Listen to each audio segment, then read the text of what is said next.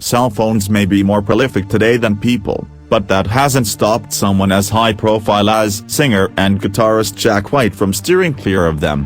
White does not and never has owned a cell phone, he said. Although White says he doesn't necessarily think he's a Luddite, he did admit that he's been suspicious of technology since he entered the music industry in the 90s, when most people were still using tapes for recording and editing. For someone like me who is one of the few who doesn't own a cell phone, it's pretty funny to walk down the street and see everyone doing this, White said, making a motion of looking down at a phone and texting. If you can't just put that down for an hour and experience life in a real way, that's sad. White is the lead singer for the Raconteurs, the band behind the hit Steady as She Goes. He also has a prolific solo career, and used to head up the rock band The White Stripes of Seven Nation Army fame, but it dissolved in 2011. In the interview, White continued on to express his distaste for cell phones, calling them an addiction.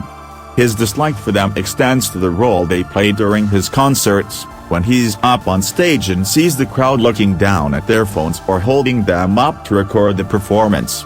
It's the reason why White has essentially banned cell phones at his concerts. After years of discouraging fans from using their cell phones at his performances, White announced in January 2018 that his gigs would be phone-free. When attendees walk into a Jack White show, they're given special pouches that can only be unlocked in certain areas of Venice. The pouches are unlocked at the end of the show. White isn't the only artist who has taken such measures. The same lockable pouches, made by a startup called Yondr, are used by artists like Alicia Keys, the Lumineers, and Guns N' Roses. I thought it was a big art project at first, just to see if people would think it was funny or cool or just a new experience, White said in the Channel 4 interview.